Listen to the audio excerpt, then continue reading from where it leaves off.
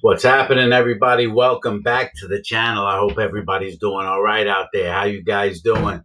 If you've never been here before, I survived 17 years in the New York prison system, and we are going to talk about today drugs inside of the prison system, all different aspects of that. What I mean is we're going to talk about how they get them in, how they sell them, how much they sell them for, and the trouble that it causes inside of the prison. But before I get started in discussing all that, please allow me to say this. If you are using drugs, stop. If you are addicted to drugs, get some help. Over 90% of the people, I've said this in some of my videos, over 90% of the people incarcerated in prison are there because of drug use. They are there because they either committed a crime while they were under the influence of drugs, they possessed drugs, they were selling drugs, they did a robbery to get money to get drugs, they got into a spousal abuse or an assault while they were under the influence of drugs. It plays a major role in incarceration. Over 90% of people are in prison because of something drug and alcohol related, alcohol being the most of them. So if you are addicted to drugs, get some help. You don't you don't need them, man, and you need to address the problem. What I always tell people is that drugs are not the problem. Drugs are the solution. They're not a good solution, but they are a solution that people are reaching to because they have other problems. You see, there's issues and problems inside of people, and they reach to drugs as a solution because they can't deal with whatever's going on in their life. So you need to fix yourself and find out what's going on so you don't need drugs. And that's possible. You can do that. You can get clean, just like I'm clean, and just like millions of other people got themselves clean. So if you're doing drugs, get some discipline inside. Let's talk about drugs in the prison system and how they get them in there. They get them in there several different ways. Drugs come in through the package room. People find sneaky ways to get them mailed in through the package room, even though the packages get sent through x-ray machines and get searched and get checked. They still find the criminal mind finds ways to get them in through the package room. That is getting much harder. You have officers that bring in drugs. Plenty of officers that bring in drugs to make money for themselves, to sell them to the prisoners, and then the prisoners sell them inside of the prison facility. So that's another way. And I would say that the main way that most drugs come into the prison is, they're also using drones these days. You have drones that are dropping drugs inside of the prison yard, right? So they're trying to combat that as well. But I would say the majority of drugs come into the prison through the visit room. You know, in New York and in many other states, there's contact visits. So I'll explain to you a little how people get them in through the visit room. A lot of people get busted doing it too, as well. The visit is coming in. You know, when you come into a visit room, the person walks through an X-ray machine, and sometimes visit rooms have dogs, narcotics dogs, that go to smell the drugs to see if you have drugs on you. And so those people that are carrying drugs on them get busted, especially by the dog. The dog's nose is very hard to fool, right?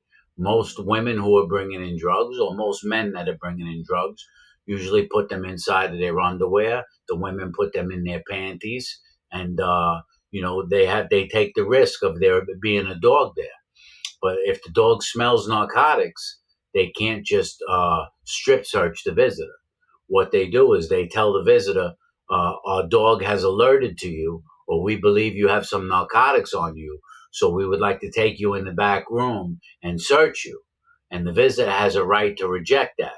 But if the visitor rejects that, then no visit's going to transpire. The visit will be terminated before you even enter. So most people that do have narcotics on them will refuse the pat frisk or refuse the strip search, right? And then and leave and not take their visit.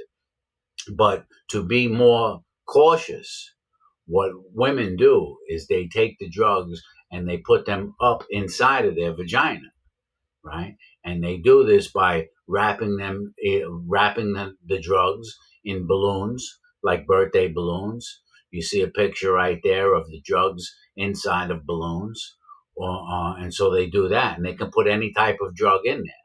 They could put cocaine in there. They could put heroin in there. They could put pills in there. They could put any drug under the sun could go right inside of the balloon. And then they tie the balloon in a knot, put it inside of another balloon, so it's airtight and watertight. This way, it doesn't get ruined. And then they put that up inside of them, and they bring it, or they use a condom. They put the stuff in several condoms as well, and they make pellets. You know, and then they put them inside of their vagina, and they bring them inside of the prison, into the visit room. And then when they get into the visit room and they're sitting at the table, the visit rooms are usually very large. They're very big.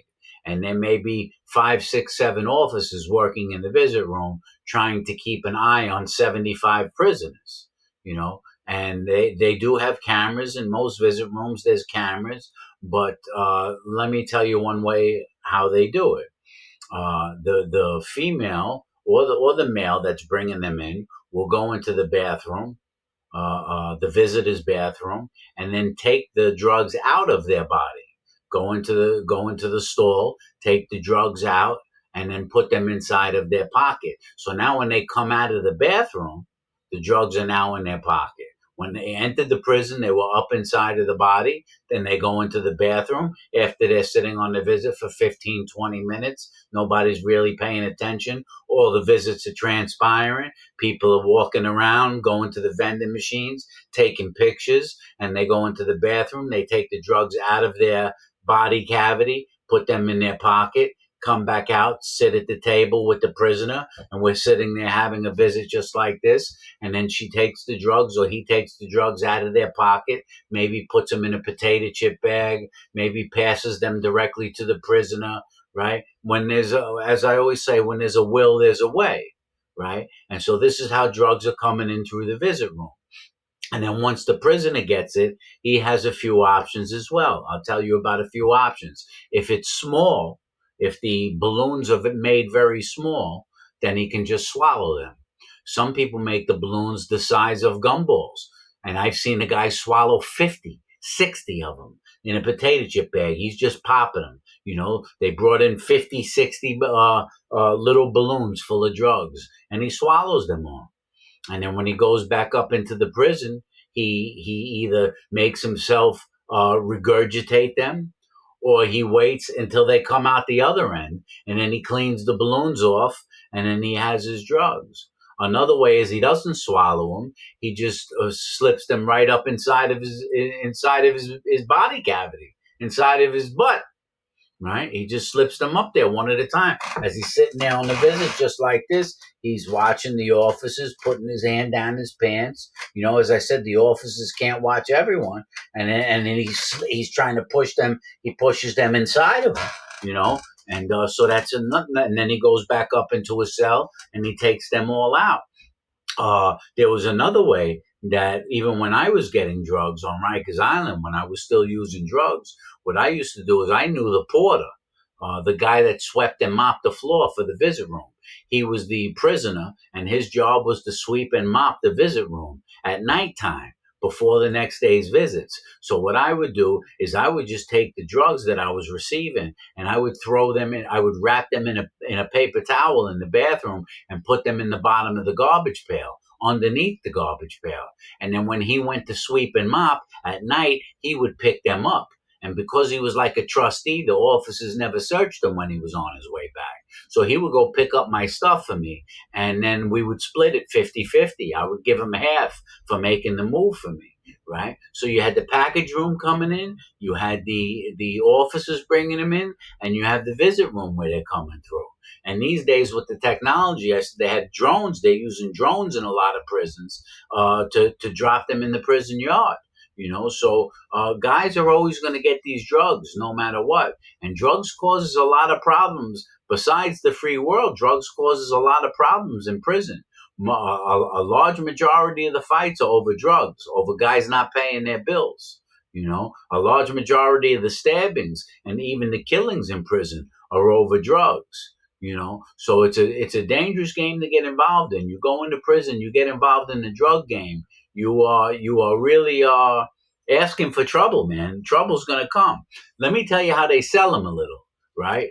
We'll start with the main drugs in prison. Are marijuana, weed is one of the main drugs in prison. Heroin is the second one, and you have this K2, what they call K2, which is like synthetic marijuana. The reason the guys really like that is because it doesn't show up in urine tests. If the prison orders a urine test on you, the K2 won't really show up because K2 is all types of different chemicals. It's not. It's like a synthetic marijuana. It's not real, and it gives these guys a real crazy type of high. I was watching guys do the K2 and have seizures on the telephone when they're calling, have fallen out, doing crazy stuff. But those are the three main drugs. But there's all types of drugs in prison. You know, so the main way they sell weed, and I'm speaking, every state may run a little different, so I'm speaking for New York State. The main way they sell weed is 2-pack sacks was a big deal. What a 2-pack sack was is they would take the sugar bags from the mess hall, a regular sugar bag like you pour in your coffee, the little white sugar bags or the pink sweet and low bags at like 7-Eleven that you put in your coffee. We would get those from the mess hall, and they would put about one joint's worth of weed in there, maybe two joints worth of weed in there. And that was called the 2-pack sack because they sold it for 2 packs of cigarettes. 2 packs of Newports from the commissary will get you a 2-pack sack. And you may get 2-3 joints out of that 2-pack sack for 2 packs of cigarettes. And guys would come out to the yard, and there would be a guy who has 40, 50 2-pack sacks in his pants, and he's selling weed in the yard like he's in Washington Square Park. That was my man Yush, the Jamaican. He used to just sit there and sell weed all day in the yard. And did he get busted? He would get busted once in a blue moon. Sometimes he would have his boy holding it for him, so he didn't have to hold it. And sometimes he would stash it somewhere. And it was just, guys know what they're doing. They hustled on the street and they're hustling in prison. So he would sell 2-pack sacks. He would also sell eighths, or he would sell $40 bags or $50 bags. And then there was the heroin. The way they sold heroin was what they called jail bags, right? And so a bag on the street, a $10 bag of heroin on the street would usually go for $40 inside of the prison. And it was called a jail bag because it was really, really small. They took that $10 bag, they cut it in half, and then they were selling it for each half for $40. So they may be making $40, $80 off a $10 bag. And if a guy got in a gram of heroin, sometimes guys were buying it by the gram. A gram of heroin would be $90, $100 on the street, whatever it was. They're selling it for $300, $400 in the prison. And that was it. It's what these guys knew on the street. You understand? A lot of them were hustling and dealing drugs on the street, and they would have their people bring them in to the prison, which is a very risky thing because you're subjecting the person to arrest.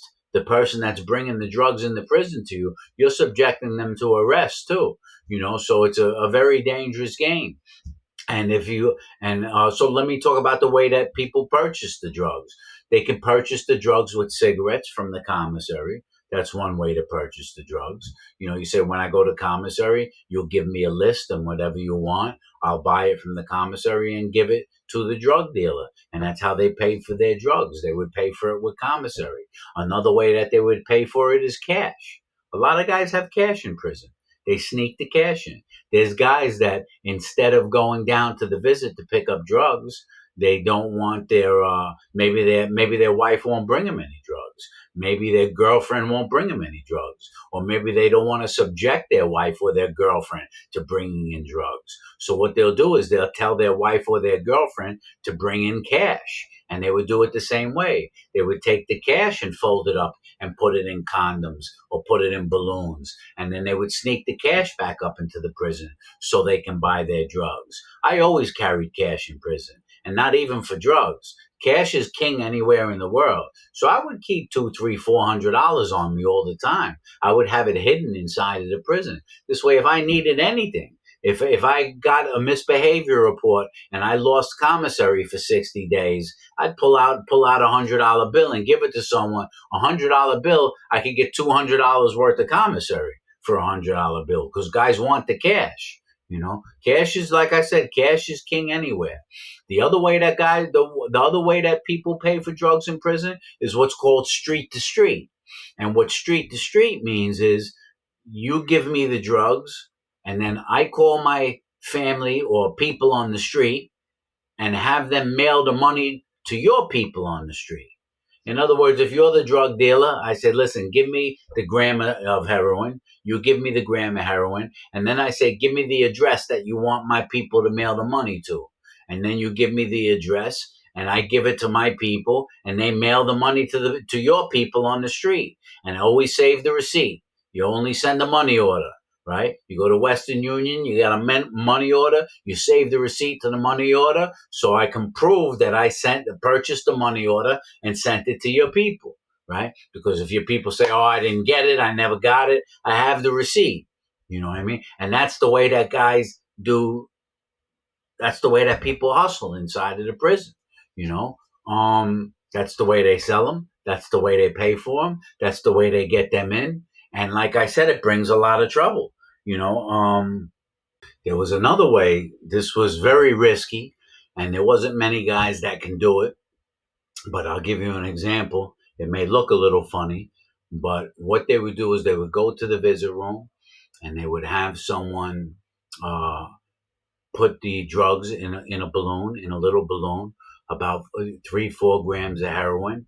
And then what they would do is they would put it in a little balloon like this. You see the size of it. And then when the visit, can you see that? Right? And then when the visit ended, I would hold it in my hand right until the officer was leading me into the strip search area. And just as he was leading me into the strip search area, I would throw it in my mouth. But the officer's going to check my mouth. But this is what I would do. I would take it and put it in my mouth, and I would leave it in my mouth until about 3 or 4 seconds before I know he's going to ask me, is it in your mouth? And then what I would do is like this. Put it in my mouth. Ah, not there. And then bring it back up. What I would do is hold it inside of my throat. Okay? Not there at all. Ah. And then bring it back up when the strip search was done. That was just a piece of bread, a ball of bread. But usually it would be a balloon full of drugs. And that's how easy it is to get into the prison system. One of the saddest things I saw in prison, I've seen a lot of sad things, but was the addiction to heroin inside a prison. There were guys that their whole life centered around getting heroin. Their whole life centered around getting high. They would use all their money and they would call home and they would beg their families for money. I need $50. I need $100. I need this. And they were draining their family. They were completely addicted as they were on the street. And what was happening is they couldn't pay their bills inside a prison. And I watched dozens of guys sign into protective custody because they couldn't pay their drug bills. I've watched dozens of guys get stabbed, get their faces sliced open because they couldn't pay their drug bills. I've watched guys get murdered because they couldn't pay their drug bills. Drugs is a major, major problem inside of the prison system, you know. And I watch guys call their mother, call their grandma, and say, "Grandma, if you don't send me $500, they're going to kill me in here." and the grandmother sending all her money, because she's so afraid her grandson is going to get killed. I've seen other guys. There were white guys in our crew that got so addicted to heroin. They were coming to the crew crying, please, you guys got to help me. And eventually we would have to cut these guys off. We'd help them 2, 3, 4 times, bail them out of trouble, because these other prisoners are going to kill them because they're getting high and they can't pay their bill. They just couldn't help themselves. Drugs was destroying these men, and the prison wasn't doing anything to help them get clean. When they came into the prison, they were an addict. So that doesn't just go away without major help and without major discipline. So many guys. I've seen drug dealers get on the phone with guys' families and say, "Listen, now, your son's going to be taken out if he doesn't pay his bill." So yeah, that's a tragedy what takes place in there with the drugs. And anyone who sells drugs in the prison, they don't last long. Most of them don't last long because the other prison is going to rat them out. Either out of jealousy, prisoners are going to rat them out, or other prisoners are going to rat them out because they can't pay their drug bill to the drug dealer, so they rat out the drug dealer. The drug dealers are getting sent to solitary confinement. Their cells are getting searched every night. It's a nasty, nasty game to play in the prison. So that's a little lesson about the drug game there. And anyone that's on drugs, as I always tell you, please get off of them, man. Get off of them. Do your best. Get some help. If you have to go to AA, if you have to go to NA, if you have to go into a rehab, if you can do it on your own, God bless you. But whatever you have to do, get off them. And get into working out instead. Get into eating healthy. Get into taking care of yourself. Get into building yourself back up again. It's time to get off the drugs. That's no way to live. Let me wrap this up, guys, and I'll talk to you soon. You guys be well. I'll post another video soon. Take care.